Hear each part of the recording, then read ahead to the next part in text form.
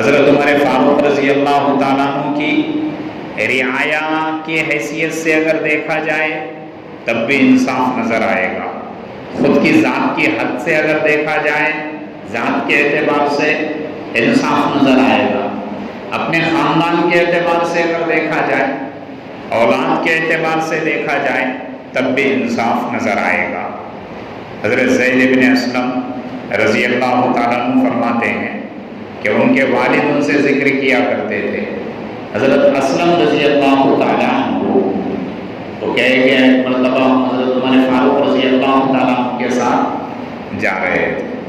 راستے میں ایک نوجوان عورت نے روک لیا اور کہا کہ عمر فاروق تمہیں پتہ ہے میں کون ہوں؟ حضرت عمر فاروق رضی اللہ تعالیٰ عنہ نے کہا کہ علم نہیں ہے، بتاؤ کون ہے؟ کہ امیر المومنین ہیں، امیر المسلمین ہیں. کون دنیا پہ جس کی حکومت ہے، کون دنیا کا جو بادشاہ ہے، بڑے بڑے بر اعظموں پہ جس کا دبدبہ ہے. وہ صرف ایک عورت نے فریاد لے کے آئی، راستے میں روک دیا، رک گیا. پوچھ لیا کیا بات ہے؟ پھر وہ عورت کہنے لگی کہ میرا شوہر اللہ کے راستے میں شہید ہو گیا، میرے چھوٹے چھوٹے بچے ہیں، اگر باپ ہوتا تو نگرانی کر لیتا، باپ بھی نہیں ہے، اور میں خفاف ابن ایما رضی اللہ تعالیٰ عنہ کی بیٹی ہوں جو صلح حدیبیہ کے موقع پہ اللہ کے رسول جو بیعت لے رہے تھے اس وقت میرا باپ بھی اس بیعت میں شامل اور شریک تھا. حضرت عمر فاروق رضی اللہ تعالیٰ عنہ نے جیسے سن لیا اپنے سر کو نیچے کر لیا، آنکھوں سے آنسو جاری ہو گئے کہ حضرت عمر فاروق رضی اللہ تعالیٰ عنہ خود کو کوسنے لگے کہ عمر تیری سلطنت، تیری مملکت، اللہ نے تجھے ایک ذمہ داری سونپی ہے، اتنے بڑے صحابی کی بیٹی آج اس حال میں ہے. کچھ نہیں کہا، ایسے نہیں کہا کہ اپنے خادموں سے، اپنے نوکروں سے، یا کہ اپنے کارندوں سے، اپنے سپاہ سالاروں سے، کسی سے کچھ نہیں کہا. حضرت اسلم رضی اللہ تعالیٰ عنہ فرماتے ہیں کہ چپکے سے وہاں سے ہٹ گئے، بیت المال میں آئے. ایک عمدہ سواری، عمدہ اونٹنی لی، اس کے اوپر ضروریات کا سارا سامان اپنے ہاتھوں سے باندھ کر رکھا. پھر اس اونٹنی کی نکیل پکڑ کر لائے اور اس صحابیہ کے مکان کے سامنے دروازے پر باندھ دیا اور کہا کہ یہ ساری ضروریات کا سامان موجود ہے، جب یہ ختم ہو جائے گا تو اطلاع کر دینا، عمر پھر دوبارہ سارا سامان لے کر پہنچ جائے گا. ایسے کہتے ہیں انصاف. حضرت عمر فاروق رضی اللہ تعالیٰ عنہ کا انصاف. یہ تو رعایت سے متعلق، اور وہ واقعہ تو بڑا مشہور و معروف ہے کہ جس کے بچے مدینہ کے باہر بلک رہے تھے، اپنی آنکھوں سے روتا ہوا دیکھا، پھر اپنے بیوی کو لیا، خود اپنے پیٹھ پر سامان لادا، پھر بیوی کو لے گیا، اپنے ہاتھوں سے کھانا پکایا اور وہ گھر کے بچوں کو کھلایا. یہ تو مشہور و معروف واقعہ ہے. تو امام عادل اس طریقے سے امام ہوتا ہے. حضرت عمرو بن عاص رضی اللہ تعالیٰ خود کے بیٹے کے تعلق سے کیسے انصاف ہے نا، بڑے بڑے بادشاہ ہو، امیر ہو، دوسرے کے تعلق سے تو بڑا انصاف بتائیں گے، بڑا انصاف جتائیں گے، لیکن خود کا بیٹا اگر جرم میں شامل اور شریک ہو جائے تو پھر چور راستے نکالیں گے، پیسے دے دلا کے معاف کر دیں گے اور پھر کرمنل لسٹ سے کلین چٹ دلا دیں گے. حضرت عمرو بن عاص رضی اللہ تعالیٰ عنہ مصر کے گورنر تھے. مصر میں حضرت عمر فاروق رضی اللہ تعالیٰ عنہ کے ایک بیٹے حضرت عبد الرحمن رضی اللہ تعالیٰ عنہ بھی تھے. آپ نے ایک مرتبہ نبیذ تمر پی. نبیذ تمر کہتے ہیں چھہارے کا شربت، سوکھی کھجور ہوتی ہے، اس کو رات میں بھگویا جاتا ہے اور صبح میں نہار منہ پیا جاتا ہے. بڑی مقوی اور طاقتور غذا ہے. سارے صحابہ اس کو کثرت سے استعمال کیا کرتے ہیں. رات میں چھہارے 2-3 بھگو دیے، پھر صبح میں نہار منہ چبا کر کھا لیے اور اس کا پانی پی لیے. بڑی مقوی غذا ہے، ہر ایک کو یہ استعمال کرنا چاہیے. ہر طرح کی کمزوری اللہ اس کی برکت سے دور کر دیتا ہے. لیکن اگر اس کے بھگونے میں دیری ہو جائے 8-9 घंटे अगर वो ज़्यादा भीग जाए तो वो पानी में हल्का सा नशा पैदा हो जाता है। ज़माने जाहिलियत में शराब भी इसी की बनाई जाती, खजूर की, अंगूर वगैरह की, ओरिजिनल और प्योर शराब बनाई जाती थी। लेकिन जब हुक्म आया तो सबको तर्क कर दिया। बहरहाल उसमें अगर ताख़ीर हो जाए तो उसमें हल्का सा नशा पैदा हो जाता है। हज़रत अब्दुर्रहमान रज़ी अल्लाह तआला अन्हु ने उसको ज़रा ताख़ीर से पी लिया। कोई काम वगैरह आया होगा फजर के बाद या फजर से पहले पिया करते थे, लेकिन थोड़ा ताख़ीर से पी लिया। ताख़ीर से पीने के बाद उनको हल्की सी ऊँघ आने लगी, जैसे हल्का सर घूम जाता है तो हल्की सी ऊँघ आ गई। तो उन्होंने क्या समझ लिया कि इस नबीज़ तमर में हो सकता नशा पैदा हो गया, और मैंने उसको पी लिया। अल्लाह का खौफ कितना सहाबा में कि अम्र बिन आस के पास पहुँचे और कहा कि मैंने एक नशे की चीज़ इस्तेमाल कर ली, अब जो हद शुर्ब है इस्लाम में, जो सज़ा है 80 कोड़े लगाना, वो मेरे ऊपर लगाई, खुद को पेश कर दिया। हालांकि खजूर का पानी था, रोज़ाना की ग़िज़ा थी, रोज़ाना का उनका अपना सप्लीमेंट था। हल्की सी ऊँघ आ गई तो ऐसा लगा कि नशा आ गया। हज़रत अम्र बिन आस रज़ी अल्लाह तआला अन्हु ने समझाया कि यह हल्का सा हो गया होगा। कहा कि नहीं, कल क़यामत के दिन मुझे अल्लाह के सामने खड़ा होना है। व अम्मा मन खाफ़ मक़ाम रब्बिही व नहा नफ्स अनिल हवा फ़इन्नल जन्नत हियल मअवा। जो अल्लाह के सामने खड़े होने से डर गया, उसने अपने नफ्स को कुचल दिया। जैसे ही अपने नफ्स को कुचल दिया, वो सीधा जन्नत में दाखिल हो गया। कोड़े तो लगा दिए। हज़रत उमर फारूक रज़ी अल्लाह तआला अन्हु के फर्जंद थे, साहबजादे थे। हल्के हल्के कोड़े जल्लाद ने मारा। जब हल्के हल्के कोड़े मारे, वाक़या तो हो गया, लेकिन इस वाक़ये की खबर हज़रत उमर फारूक रज़ी अल्लाह तआला अन्हु को मदीने मुनव्वरा में पहुँच गई। कहा कि अच्छा, उमर फारूक का बेटा है तो नरमी से कोड़े लगाए जाए। फ़ौरन ख़त लिख कर भेजा, एक लेटर और मैसेज दिया कि अम्र बिन आस को भी बुला लिया और अपने बेटे को भी बुला लिया कि जैसे ही ख़त मिले वैसे ही मदीने मुनव्वरा आ जाए।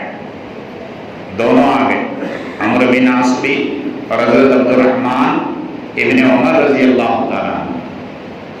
कहा कि क्या बात हुई? ऐसा ऐसा मसला पेश आया। अम्र बिन आस से कहा कि गवर्नर होके, हाकिम होके शरीयत के नाफिज करने में नरमी करते हो, नरमी बरतते हो। उमर का बेटा हो या किसी और का भी बेटा हो, जब निफाज होगा तो शरीयत का मुकम्मल निफाज होगा। चुनांचे हज़रत उमर फारूक रज़ी अल्लाह तआला अन्हु ने कहा जल्लाद से कि जिस तरह हर एक को कोड़े लगाते वैसे इसे कोड़े लगाओ। 80 कोड़े लगाए गए।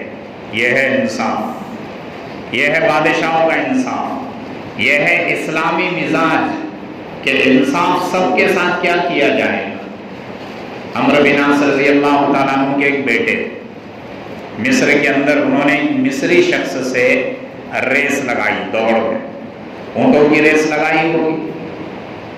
अम्र बिन आस रज़ी अल्लाह तआला अन्हु के बेटे हार गए। हारने की वजह से जो मिस्री शख्स जीत गया था उसको उन्होंने कोड़े मारे और ये कहने लगे कि तुझे पता है मैं किसका बेटा हूँ? मैं हाकिम का बेटा हूँ, बाइज्जत घराने का बेटा हूँ, मैं करीम शख्स का बेटा हूँ। उस मिस्री शख्स ने इस शिकायत को अम्र बिन आस के पास नहीं ले गया। मिस्र से सफ़र शुरू किया, मदीना में आया, हज़रत उमर फारूक रज़ी अल्लाह तआला अन्हु के सामने शिकायत रख दी। हज़रत उमर फारूक रज़ी अल्लाह तआला अन्हु ने फिर अपने कासिद को भेजा, कहा कि अम्र बिन आस को भी बुला लो, उनके बेटे को भी बुला लो। उनको मदीना बुलाया गया। मदीना बुलाने के बाद फिर वो मिस्री शख्स भी वहीं मौजूद था, उसको बुलाया गया। मिस्री शख्स से कहा कि जिस तरह उसने तुम्हें कोड़े लगाया, इसको कोड़े लगाना शुरू कर दो। वो मिस्री शख्स ने कोड़े लगाए, फिर चुप हो गया, रुक गया, कहा कि इसने इतना ही मुझे मारा था। हज़रत उमर फारूक रज़ी अल्लाह तआला अन्हु ने कहा कि मेरी तरफ से और कुछ कोड़े लगा, मेरी तरफ से اور کچھ کوڑے لگا تاکہ اس کے دماغ میں جو اقتدار کا بھوت ہے وہ نکل جائے گا، اس کے دماغ میں جو اقتدار کا بھوت ہے وہ نکل جائے گا، اس کو جو حکومت اور سلطنت کا نشہ چڑھا ہے کہ میں حاکم کا بیٹا ہوں، یہ نشہ بھی اتر جائے گا۔ اسے کہتے ہیں انصاف۔ پھر حضرت عمرو بن عاص سے کہا کہ عمرو تمہیں کیا ہو گیا کہ تم نے لوگوں کو غلام بنا کے رکھ دیا جبکہ ان کی ماؤں نے ان کو آزاد جنا تھا، تم ایسے حاکم ہو، تم ایسے گورنر بن بیٹھے ہو۔ حضرت عمرو بن عاص رضی اللہ تعالیٰ عنہ نے فرمایا کہ امیر المومنین اس واقعے کا مجھے علم نہیں تھا، اگر علم ہوتا تو میں سزا دیتا، اور یہ شخص آپ کے پاس آیا، میرے پاس نہیں آیا تھا۔ یہ ہے انصاف۔ خود کی ذات کے متعلق حضرت عمر فاروق رضی اللہ تعالیٰ عنہ کا انصاف کیسا؟ ایک مرتبہ انہوں نے ایک دیہاتی سے گھوڑا خرید لیا، گھوڑا خریدنے کے بعد پھر انہوں نے سفر کیا، سفر سے واپسی ہوئی تو گھوڑا بیمار ہو گیا، کمزور ضعیف ہو گیا، سفر میں جس طرح جانا تھا، جتنے وقت میں واپس آنا تھا، اس سے زیادہ وقت لگ گیا۔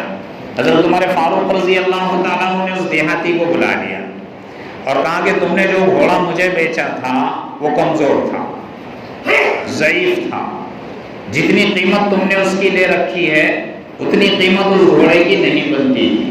اس دیہاتی نے کہا کہ نہیں، میں نے آپ کو گھوڑا تندرست دیا، طاقتور گھوڑا دیا تھا، ہو سکتا آپ کے پاس یہ ضعیف اور کمزور ہو گیا ہو، آپ کے پاس اس کو بیماری لاحق ہو گئی ہو۔ حضرت عمر فاروق رضی اللہ تعالیٰ عنہ نے کہا کہ نہیں، تمہیں کمزور گھوڑا دیا تھا۔ اب ظاہر سی بات ہے، امیر المومنین ہے، دیہاتی امیر کے ساتھ بحث کر رہا ہے، حضرت عمر فاروق کچھ نہیں کر رہے، عام آدمی کے ساتھ جیسے تو تاجر اور گاہک کی جیسے ڈیل ہوتی ہے ویسے ڈیل کر رہے ہیں۔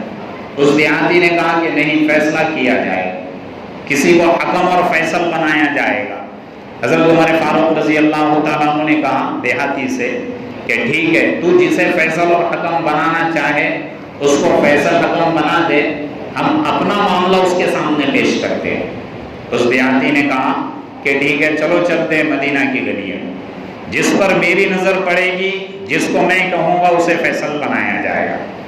چنانچہ دونوں چلے، حضرت عمر فاروق بھی اور دیہاتی۔ اس دیہاتی کی نظر حضرت قاضی شریح ابن حارث الکندی پر پڑی، حضرت شریح رضی اللہ تعالیٰ عنہ پر پڑی۔ دیہاتی نے کہا کہ انہیں فیصل بنائیں گے، ہمارے معاملے میں یہ فیصلہ کریں گے۔ آگے ٹھیک ہے، کھڑے ہو گئے، وہیں پہ پوچھا کیا بات ہے؟ حضرت عمر فاروق رضی اللہ تعالیٰ عنہ نے کہا کہ اس نے مجھے گھوڑا بیچا تھا، لیا جب اور پھر بعد میں یہ کمزور نکلا، اس لیے میں اس کو واپس کرنا چاہتا ہوں۔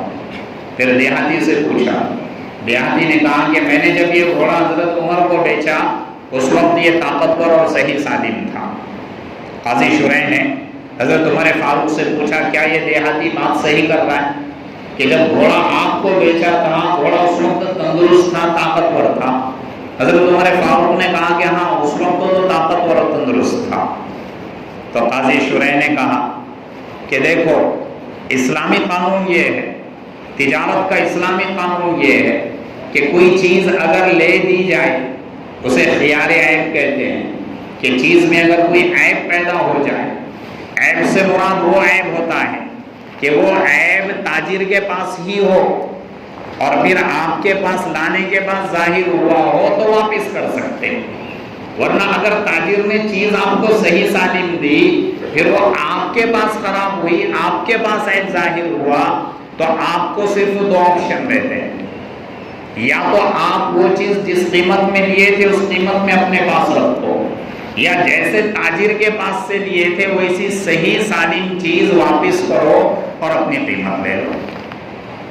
یہ اسلامی قانون، اسلامی ضابطہ جسے خیار عیب کہتے ہیں۔ حضرت عمر فاروق رضی اللہ تعالیٰ عنہ نے کہا کہ نہیں، جب میں نے گھوڑا خریدا تھا صحیح سالم تھا۔ تو قاضی شریح نے کہا کہ پھر فیصلہ اسلام کے مطابق ہوگا، اسلامی قانون کے مطابق ہوگا کہ آپ مکلف نہیں ہیں اس گھوڑے کو واپس کرنے کے، دیہاتی کو جو قیمت دے رکھی ہے اس کے پاس رہے گی، گھوڑا آپ کے پاس رہے گا۔ حضرت عمر فاروق نے کہا کہ فیصلہ پکا ہے، قاضی شرح نے کہا کہ فیصلہ پکا ہے. حضرت عمر فاروق نے کچھ نہیں کہا، بس نظر نیچے جھکائی اور پھر چل دیے. یہ انصاف. خود کی ذات کے متعلق بھی ایسا انصاف. ایسا نہیں کہ خود کی ذات کا مسئلہ آ جائے تو میں اور آپ چور راستے ڈھونڈنا تلاش کر لیں. اس میں تو بھی کچھ گنجائش نکلے گی، اس میں کچھ گنجائش ہے، کچھ گنجائش ہے نہیں. خود کی ذات کے لیے بھی شریعت کو 100% مکمل بناؤ. اسے کہتے ہیں انصاف، خود کی ذات کے ساتھ انصاف. پھر حضرت عمر فاروق رضی اللہ تعالیٰ عنہ نے قاضی شرح کے کندھے پہ ہاتھ رکھا، کہا کہ اتنا بڑا قاضی، اتنا منصف مزاج جسٹس اور جج مجھے نہیں مل سکتا، چلو میں تمہیں کوفہ کا جج بنا دیتا ہوں. حضرت عمر فاروق نے انہیں جسٹس بنایا. لگاتار 60 سال تک اسلامی قانون کو نافذ کرتے رہے. 60 سال تک. حضرت عمر فاروق کے بعد عثمان کا زمانہ آیا، علی کا زمانہ آیا، امیر معاویہ کا زمانہ آیا، خلافت بنی امیہ چلی. 60 سال تک ان کو کسی نے منصب جج پہ سے نہیں اتارا، منصب قضا سے نہیں اتارا. جب آپ 107 سال کے ہو گئے، 107 سال کے ہو گئے تو خلافت بنی امیہ میں سے کسی شخص نے کہا کہ اب آپ کی بصارت کم ہو رہی ہے، آپ کی طبیعت میں اضمحلال آ رہا ہے، چنانچہ آپ اس عہدے سے دستبردار ہو جائے تو بہتر ہے. جب اس شخص نے کہا تو آپ نے ریزائن دے دیا. قاضی شرح، ان کی ایک مستقل کتاب ہے کہ حضرت شرح کے فیصلے شریعت کی روشنی میں